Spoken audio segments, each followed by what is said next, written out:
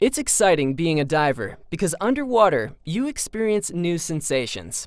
You feel pressure, swim almost weightlessly, and see and hear things differently. These result from the different physical properties that water and air have and relate directly to your safety and enjoyment as a diver. Right now, you're surrounded by pressure. It's the weight of the atmosphere of air. We call this 1 bar or atmosphere. When you go underwater, the water adds to this pressure. 10 meters, 33 feet of water adds the same pressure as the 1 atmosphere of air. So, the pressure increases 1 bar or atmosphere for every 10 meters or 33 feet you descend. Increasing pressure doesn't affect water, but it compresses a gas like air. So as you go deeper, pressure reduces an air volume and increases its density by pushing the molecules closer together. This pressure-volume density relationship is important because it affects air spaces including your ears, sinuses, lungs, and mask. It also affects controlling your buoyancy and how long your air lasts. As shown here, there's a relationship between the pressure and a gas's volume and density. At 10 meters or 33 feet, the pressure is twice the surface pressure, so half the air volume remains and the density doubles. The same relationship applies when you ascend. As the divers ascend, the gas re-expands so it's full of air at the surface. But what would happen if the divers inflated a balloon and sealed it at depth, then ascended? The air would expand and burst the balloon. To prevent this, the divers must keep the balloon unsealed and release some expanding air as they ascend. This is a very important concept we'll return to shortly.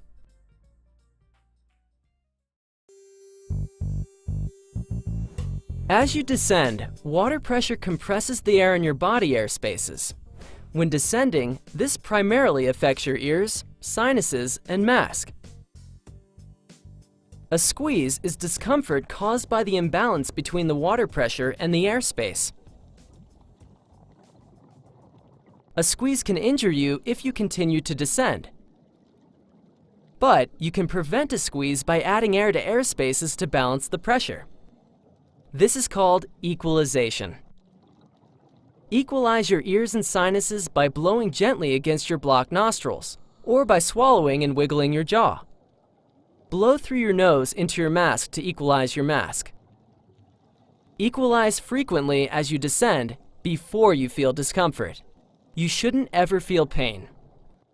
If you can't equalize, stop your descent. Signal your buddies or the instructor. They can't tell that you're having difficulty unless you do. Ascend slightly and try again. If you still can't equalize, discontinue the dive and try another day. Continuing to descend with unequalized air spaces can lead to serious injuries. A cold or allergy that causes congestion can make equalizing difficult or impossible, so don't dive until you're well. Equalize gently. Never attempt a forceful and/or extended equalization. A forceful extended equalization can cause serious, permanent ear injuries. Earplugs create an airspace that you can't equalize, so don't use them while scuba diving. Increasing pressure may affect other body airspaces. It's rare, but an airspace can form under a tooth filling and cause discomfort. There's no way to equalize this, but your dentist can correct it.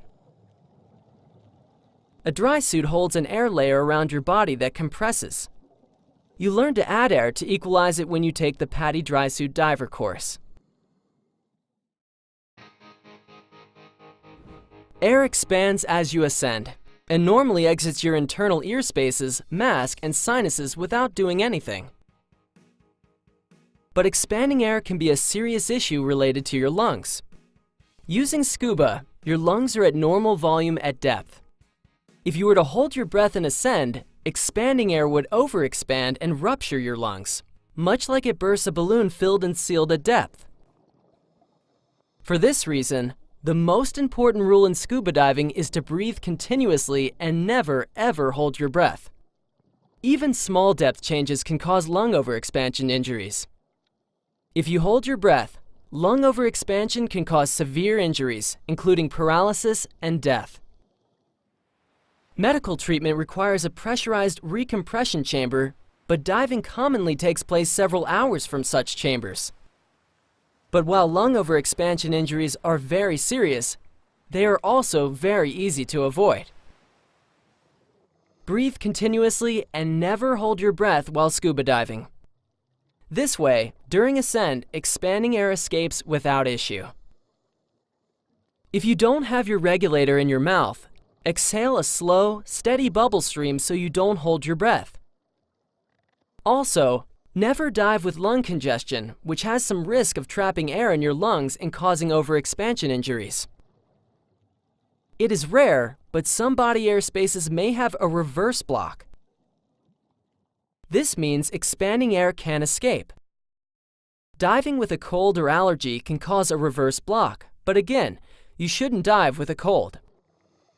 Gas forming in your digestive system can cause some discomfort if it doesn't pass. And an airspace under a dental filling may, again very rarely, cause one.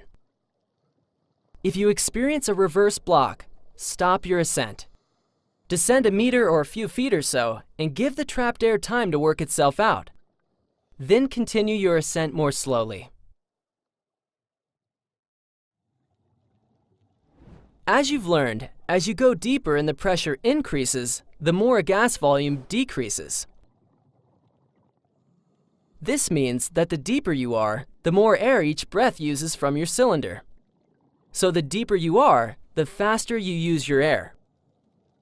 Because the air is denser with depth, it takes more effort to breathe. Take slow, deep breaths while scuba diving. Pace yourself and avoid getting winded or out of breath. If you have a problem, stop and maintain or restore slow, deep breathing.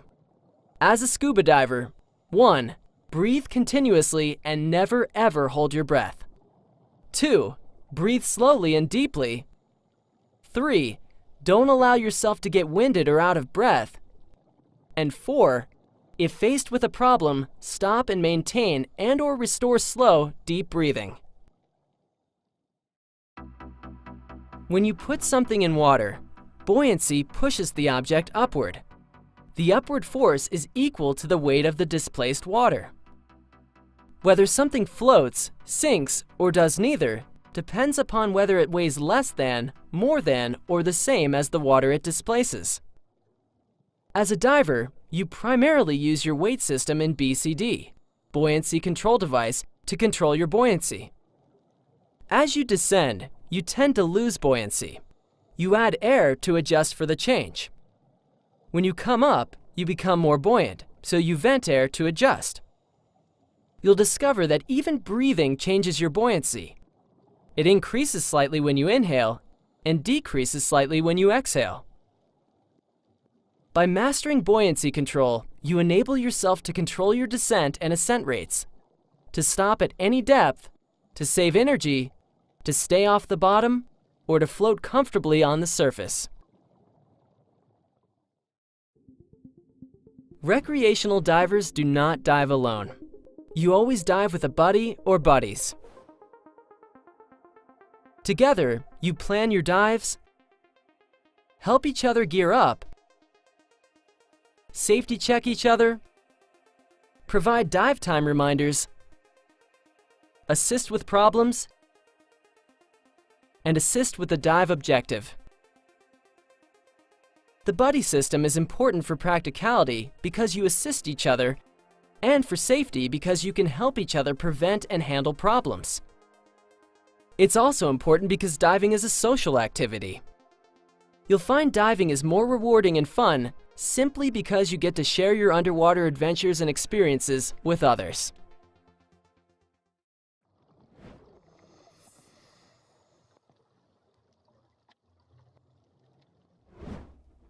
Without the equipment that adapts you to going underwater, diving's impossible. So to become a diver, you need to learn about scuba gear, the basics on how it works and how to choose it. Like most divers, you'll probably enjoy getting to know your gear. You find literally dozens of makes, styles, and models of scuba gear. which is great because it allows you to choose equipment that accommodates your size and preferences. How do you know what's best for you? After you learn the basics about what your gear does and how it works, as a beginner, your best bet is to have a pro at your PADI resort or dive center help you. The gear you invest in will last years with proper care. But like all technologies, scuba continues to advance. Stay up to date with the latest innovations. You'll probably trade up over time, not because something older doesn't work anymore, but because there's something newer that you like better. There are some basics in choosing and caring for dive equipment that apply to virtually all your gear. The most important considerations in choice are suitability, fit, and comfort. Suitability means it's appropriate for the diving you want to use it for, like choosing a full wetsuit for cool water rather than a short wetsuit used in the warm tropics. Fit is important because a lot of gear doesn't work right if it's the wrong size. You get the right fit by choosing the right size. Comfort means the gear has the right feel and configuration. Properly adjusted gear that fits right is usually comfortable, but not always. If it's not comfortable, keep looking. After addressing suitability, fit, and comfort, secondary considerations include finding the cost and features that work for you, and making sure you have access to service, though dive operations almost always service the brands they sell. You can usually choose colors and styles that go with the rest of your kit. And remember the accessories that go with each piece. These little items add a lot to your enjoyment. Ask your dive professional for suggestions. Caring for your gear includes inspecting it for proper operation and for any wear or damage before each use. Never dive with any equipment that is not in good working order. Have something that's not right corrected before diving with it. After each dive, rinse everything in clean, fresh water and let it dry out of the sun before storing it. As reasonably possible, protect your gear from extended periods in direct sunlight. You'll learn that some pieces require additional maintenance and service by a professional. And follow any maintenance and service requirements in the manufacturer literature. You need a mask because your eyes must be in air to focus properly. Since this creates an airspace you must equalize, your dive mask must enclose your nose as well as your eyes. Never scuba dive with goggles because you can't equalize them.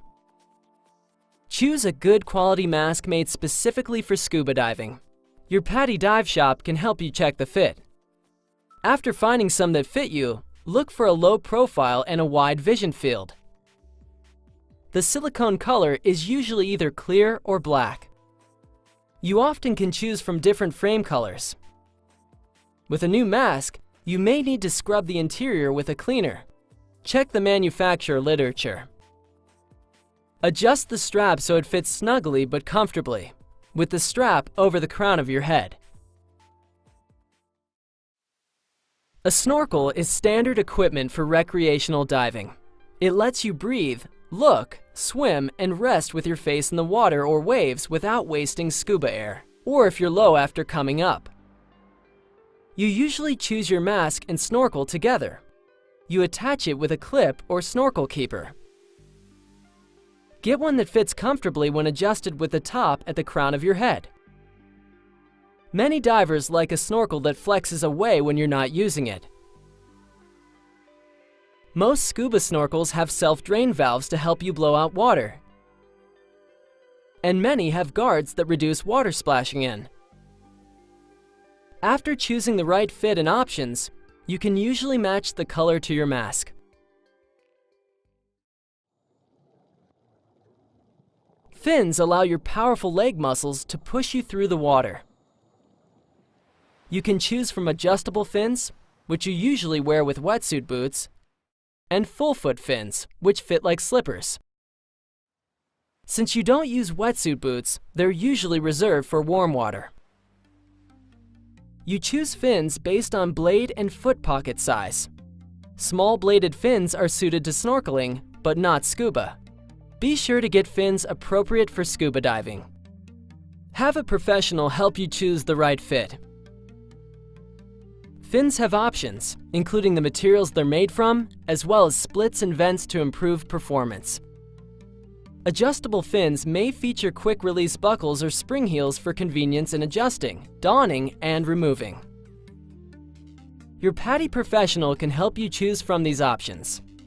Besides inspecting and adjusting them, you don't have to do much before diving other than closing the quick-release buckles if yours have them. Get full-foot fins wet to make them easier to slip on. Regular fins aren't much use to someone with limited leg mobility, but there are other ways to get around. Webbed gloves allow such divers to swim with surprising strength. DPVs, or diver propulsion vehicles, are a fun way for any diver to be mobile underwater. But you should be able to use your legs or arms in case it has a problem. Your scuba kit is actually 4 equipment systems integrated into a single package. Your BCD, buoyancy control device, holds everything together. As you learned, you use it to control your buoyancy. Your cylinder supplies high-pressure air to your regulator, which provides it to you when you inhale. Your weight system holds just enough lead to let you descend. Its quick release lets you easily drop your weight in an emergency. We'll look at each of the systems more closely next. Scuba gear is generally interchangeable, but because everything integrates, you usually select your scuba kit as a package that puts everything together to meet your preferences. 5 components make up your BCD. It has a bladder you inflate and deflate to control your buoyancy. The bladder integrates with a harness or jacket with a band that securely holds your cylinder. The low-pressure inflator lets you use it to add air directly from your cylinder by pressing a button. You use the other button to deflate the bladder or inflate it orally. Overpressure valves are designed to prevent rupturing from accidentally overfilling the bladder. Some of these have quick dump releases you can use to deflate the BCD. The weight system pockets hold lead weights, but you can release them quickly. You have options regarding BCD features. Beyond getting the right size and fit, some have more air capacity than others. Pockets and D-rings for storing and clipping accessories come in handy. Many divers like shoulder quick releases that make getting out of your kit easier. BCDs are among the most stylish pieces of gear, and you can choose from several looks. Adjust your BCD so it's snug, but not too tight while wearing your exposure suit. Inflate it to be sure it doesn't restrict breathing. After it's set, attach an emergency whistle to the low-pressure inflator and mount the hose retainers that hold some of the regulator components. When caring for your BCD, rinse the inside of the bladder as well as the outside. Drain it, and after drying, store it with a bit of air inside.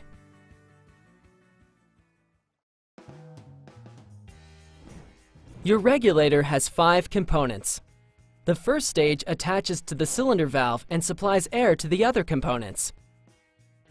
You breathe from the second stage. It delivers air only when you inhale, or when you press the manual purge button. Your alternate air source is a second stage on a longer hose that you use to share in an emergency. You'll learn about other types of alternate air sources too. The low-pressure inflator hose supplies air to your BCD inflator, and your SPG, submersible pressure gauge, tells you how much air you have. An SPG may be separate or part of your dive computer, and it may be on a hose or use a transmitter that sends air supply information to your dive computer. Ease of breathing is the most important consideration when you choose a regulator. Modern regulators meet the requirements for recreational diving, but the higher-end models usually breathe the easiest. You'll choose between the yoke system or the DIN system. Many divers choose DIN with yoke system adapters. You can adjust many higher-end regulators to keep the breathing optimal. Some have pre-dive switches that avoid accidental air release when it's not in your mouth. Besides the popular second stage on a longer hose as your alternate air source, you may opt for an alternate inflator regulator, which combines a second stage with your BCD inflator. Some divers carry independent pony bottles, which would allow them to handle an air supply problem without buddy assistance. Preparing your regulator requires attaching these components to the appropriate ports, which you should leave to a scuba professional. Regulators are robust and reliable, but have a couple of maintenance considerations.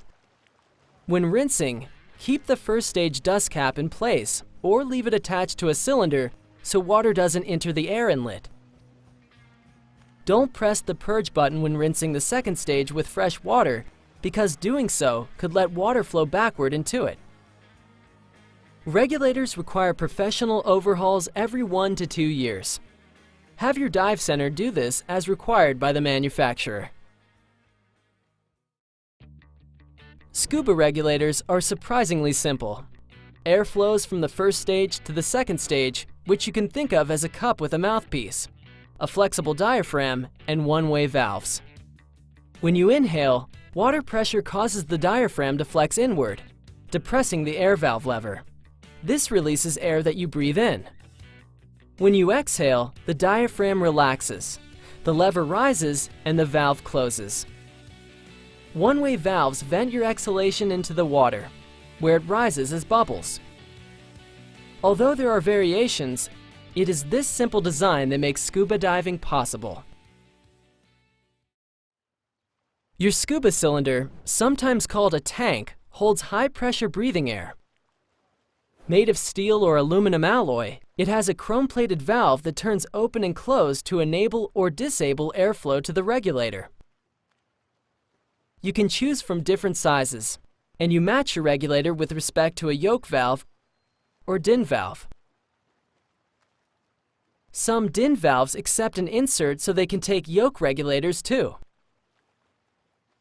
All cylinders have markings stamped into the metal and labels stuck onto them with the working pressure and the dates of pressure tests and inspections. Your dive center checks these when you have your cylinder filled. You may see a cylinder with this marking, which means it's used with enriched air nitrox. You must be certified as an enriched air diver to use these cylinders. You'll learn more about enriched air a bit later. Follow these handling precautions. Don't leave a cylinder standing unattended, especially if your kit's set up. Lay it down, BCD up, so it doesn't fall.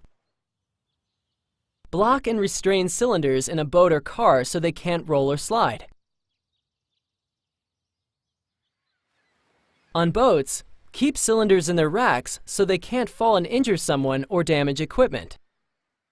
Scuba cylinders require pressure testing every 2 to 5 years and visual inspection annually. Have your local dive center do these for you. Open and close the valve gently and never completely drain it. Lay your cylinder down before and after diving, but for storage, keep it standing someplace it won't get knocked over, out of excessive heat. Scuba air must be specially filtered and filled with special breathing air compressors, so have your cylinder filled only at a professional dive resort or dive center. As mentioned before, your weight system's most important feature is a quick release that lets you drop enough weight so you float reliably in an emergency. Most BCD weight systems do this with 2 releasable pockets. It may also have small non-releasable weights you use for trim adjustment, that is, your balance in the water.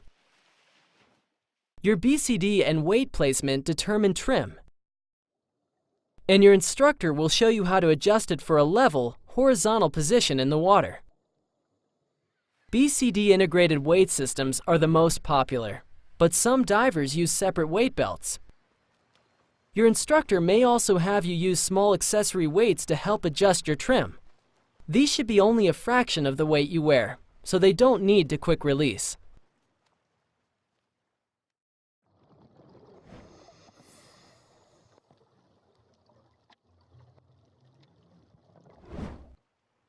Let's go over the skills you'll be learning as a diver. You'll practice many or all of these during your first confined water dive.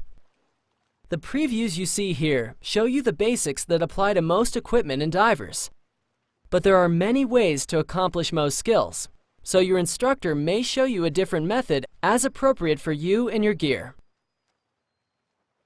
The first skill is setting up your kit.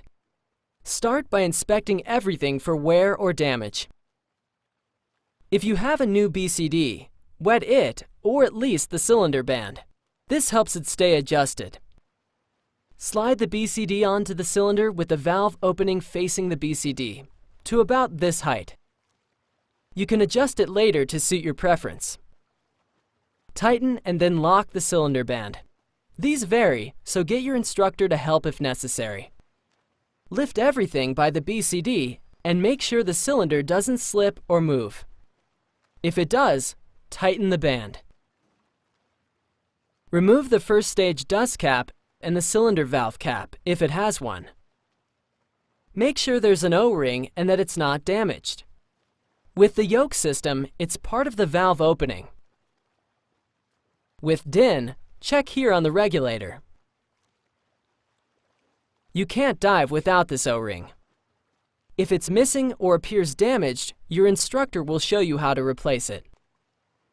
With your BCD facing away from you, fit the first stage to the valve so that the primary second stage, the one you breathe from, goes to the right, and the low-pressure inflator hose to the BCD goes to the left. Secure the first stage just finger tight. Cylinder pressure will keep everything secure after you open the valve. Connect the low-pressure hose to the BCD inflator, like this. Holding the SPG away from you, slowly open the cylinder valve all the way until it stops. Check to be sure you have a full cylinder or at least enough air for the dive. Press the purge button like this. Airflow should stop when you let go. Exhale into the mouthpiece. Exhalation should be easy. Then, take a few breaths. Breathing should be easy and smooth. If your regulator free flows or continues to release air after you stop breathing, or seems to have some other problem, notify your instructor. Next, test your BCD inflator like this. Secure your SPG and alternate air source so neither will protrude or dangle underwater. Your SPG usually comes under your left arm and an alternate second stage under your right. Attach your alternate with a quick release so that it's in this triangle area when you're wearing your gear. This keeps it out of the way, yet visible and quickly accessible if it's needed. Check that you've reconnected shoulder release buckles and loosen the waist strap. If you won't be diving for a while, say an hour or more, close the valve and depressurize the regulator by pressing the purge button. This saves your air if there's a leak you didn't notice. Depressurizing also reduces the chance of you accidentally getting water in it with the valve closed. Loosen any straps you can tighten after you put your rig on so it's easier to get into. Secure your kit so it can't fall or lay it down. On your first confined water dive, you may gear up in shallow water. But often, you kit up seated out of the water, like this. Or standing, like this. Let's go over the steps. Before getting into your kit or exposure suit, get everything else ready. Defog your mask, then adjust it, your fins, and snorkel as necessary. Your scuba kit should be fully assembled and ready to go, like you just learned. To avoid overheating when it's hot, put on your exposure suit last, just before getting into your scuba kit. Wetsuits fit snugly and take some effort. The order depends on the type. With this common style, start with the bottoms, followed by the boots, hood if you're wearing one, and jacket. Your instructor will show you the right order for your suit. Dry suits are single pieces and differ in how you put them on. If you're using one in this course, your instructor will show you how to get into yours. You can put on wrist-mounted instruments now, though some divers wait until they're in their scuba kits.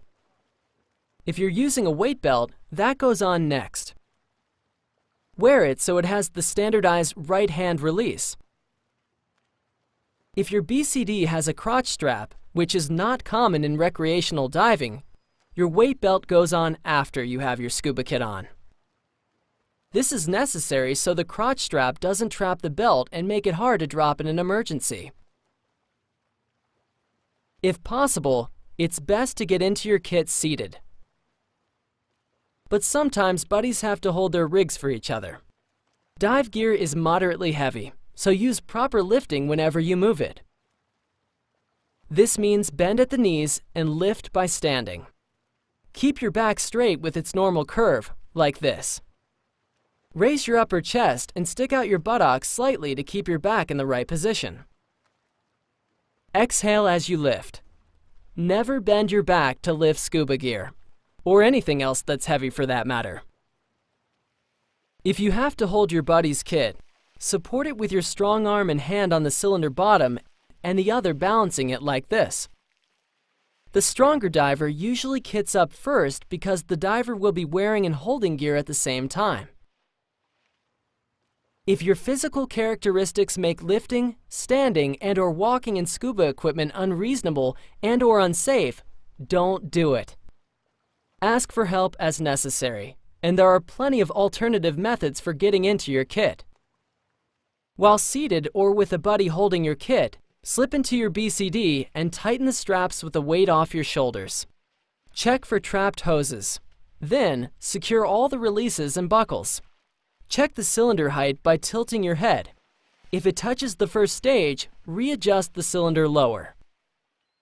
When your buddy or buddies are ready, you perform a pre-dive safety check and confirm gear operation, location, and connection for each other. You'll learn the details to this in Section 2. Put your mask on by placing it against your face for a good seal, and then pulling the strap back. Develop good habits by always having your mask on in the water, even at the surface. This protects your eyes from unexpected splashes and waves, and lets you see underwater to check your buddy's gear, for instance, if you have to deal with a sudden problem. It also keeps the defog from washing out. Put on your gloves, then your fins go on last, just before entering the water. Buddies help steady each other, donning fins one at a time. Don't forget to wet full-foot fins so you can put them on easier. Avoid walking with fins on as much as possible. Put them on as close to the water as you can. If you must walk while wearing them, be cautious and walk backwards so you don't trip over the blade. Sometimes you put your fins on after you enter the water, like when training in a pool. At this point, you're ready to get in, using one of several possible entry techniques you'll learn during the course. You constantly use your BCD to control your buoyancy. Before entering, partially inflate it so you will float, say about 1/3. Inflate using short bursts, like this. You can also inflate it orally, which you'll practice. To deflate your BCD in the water, breathe from your regulator and raise and depress the exhaust button like this. Air will vent from the BCD and you'll descend. During the course, you practice using your BCD until you can stay neutrally buoyant, like being weightless, whenever you want. Release and add air in small amounts so you avoid accidental rapid descents and ascents.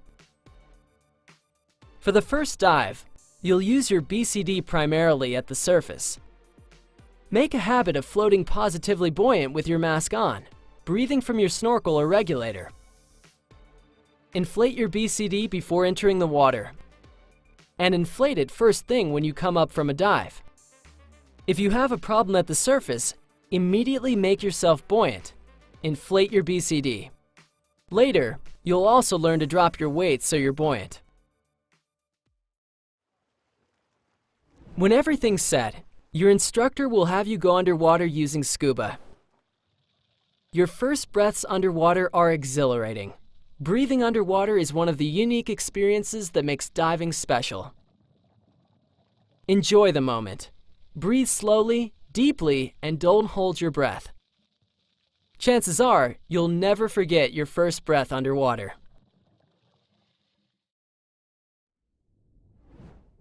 You can't talk using standard recreational scuba gear, so you and your buddies use hand signals. Here are some widely accepted signals, but you may learn some regional ones as well as make some up with your buddies for the circumstances. Okay or okay. Stop. Go up or end the dive. Something's wrong. Which way? Boat. Ears not clearing. Come here. Watch me. Get with your buddy. Hold hands. You lead, I'll follow. Down or descend. Low on air. Out of air. Share air. Slow down or calm down. Breathe.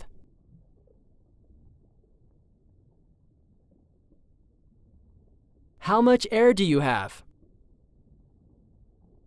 Danger or hazard. Turn the dive or head back. I'm cold. At the surface, you use large signals that are more visible from a boat or shore. This means okay or okay. If you can only use one hand, it's like this. This means distress or help me. Your instructor may show you additional signals that apply to training. You find that you understand signals in context with what's happening. See if you can figure out what these divers are saying.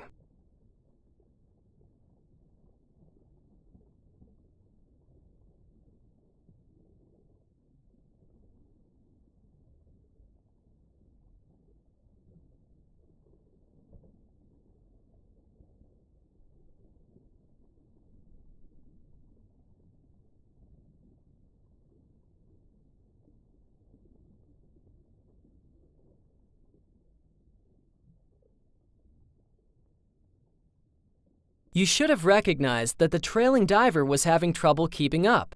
He signaled stop and something is wrong.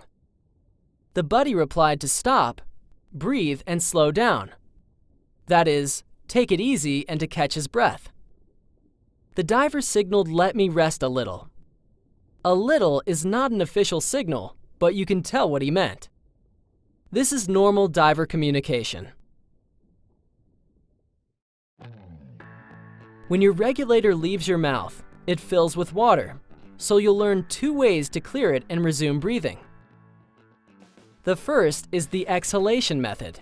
If you have a breath in your lungs, replace the mouthpiece and blow into it. This pushes the water out. Your head needs to be relatively upright so the exhaust valves are in the lowest position. And of course, you must exhale before you inhale. Use the purge method if you don't have much air to exhale. Replace the second stage, stick your tongue against the mouthpiece to block it, and push the purge button for a moment, like this. This pushes out the water. Blocking the mouthpiece helps keep water from spraying in and making you cough. With either method, because you should never hold your breath, remember to blow a steady stream of small bubbles when the regulator is out of your mouth. It helps to make a continuous ah sound so you keep your airway open. After clearing, inhale your first breath gently and cautiously, in case there's residual water.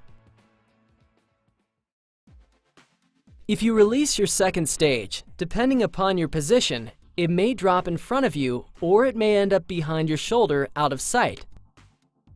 To recover with the arm sweep method, in a relatively upright position like this, lower your right shoulder. Extend your right arm backward along your cylinder, then sweep outward like this to locate the hose.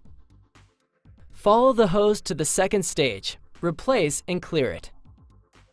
With the reach method, reach back to the first stage, find where the hose attaches and follow it out like this.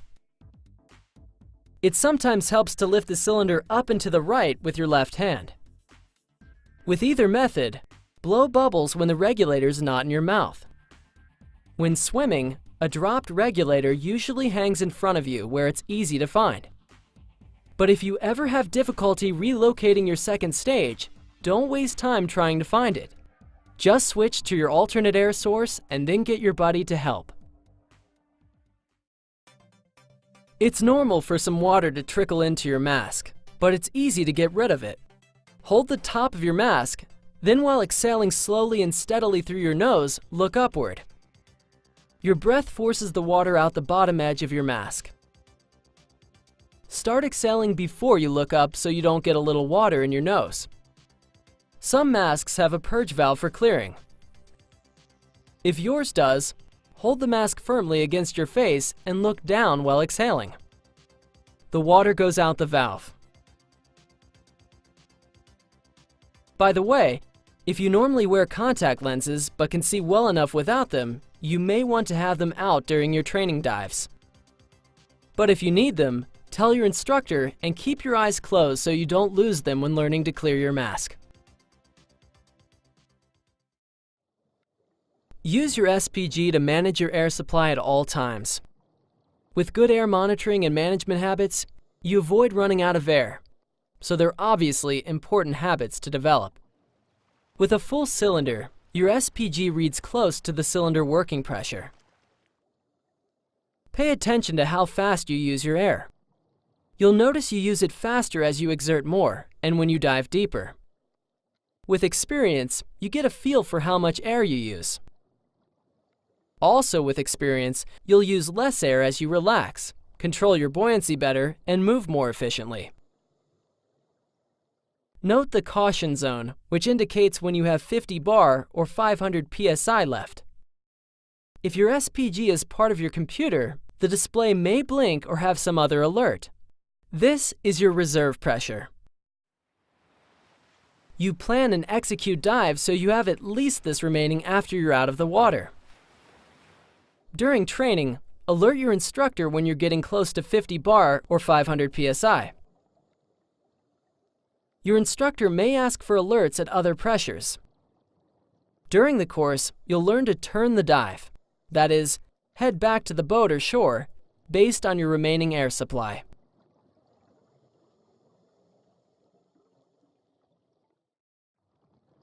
You learned about equalization earlier.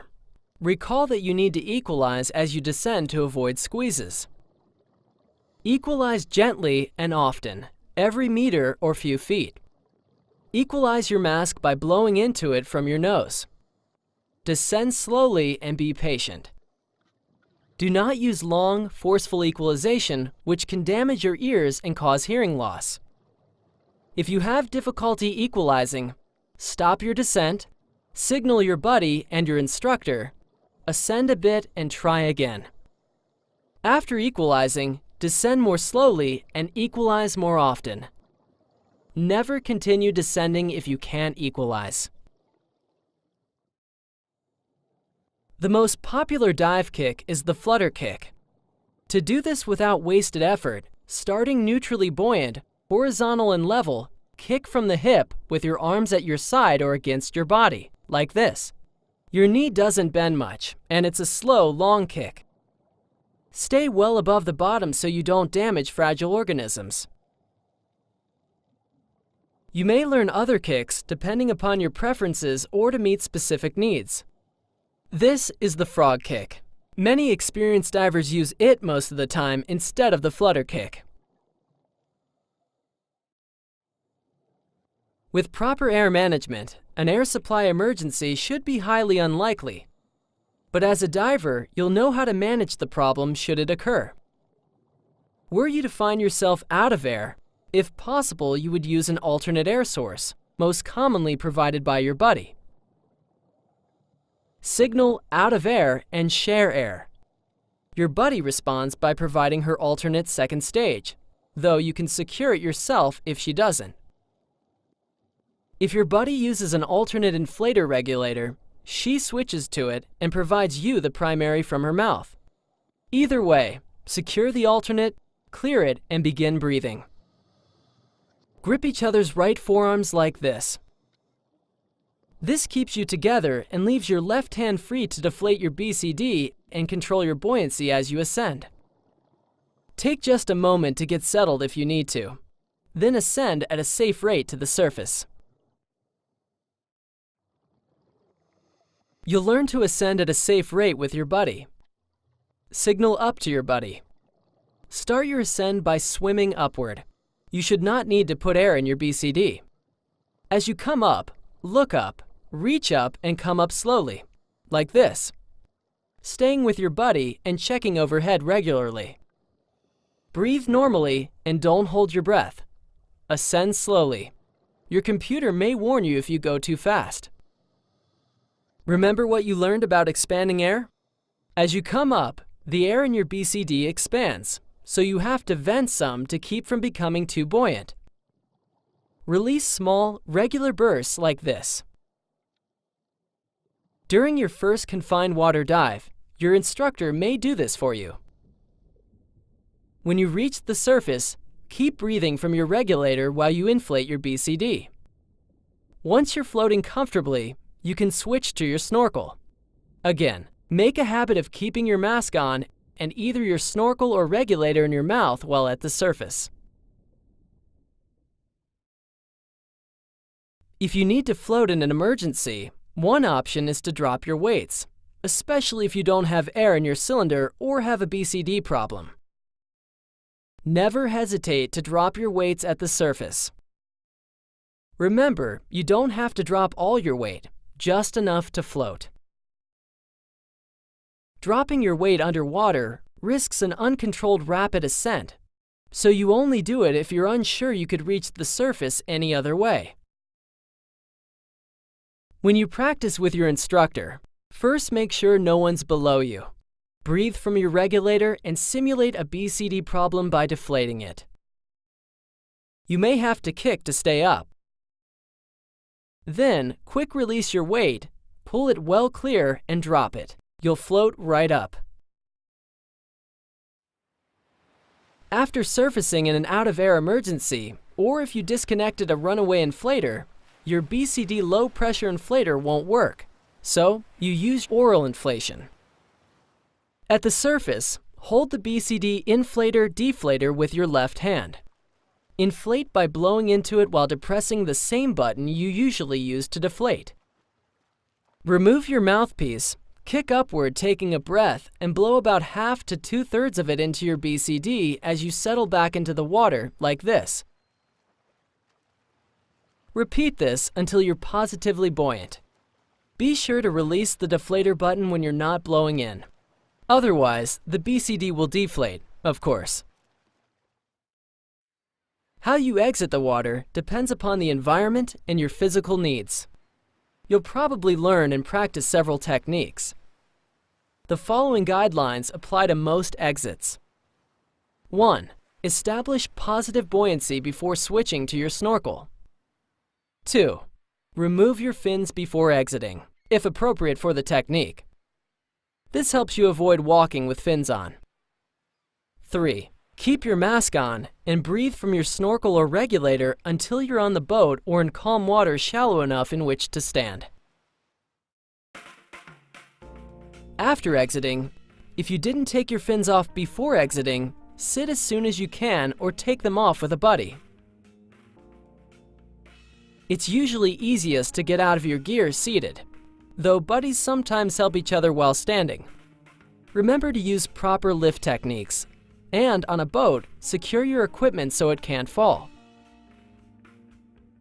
When you're ready to take your gear apart, start by closing the cylinder valve. Depressurize the regulator by pressing the purge. Then disconnect the low pressure hose from the BCD inflator. Remove the first stage. Dry the dust cap and replace it. Take weights from the weight system and secure all the BCD buckles and straps. Release the cylinder band and slide off the BCD. Resecure the cylinder, or on shore, lay it down. Rinse everything like you've already learned.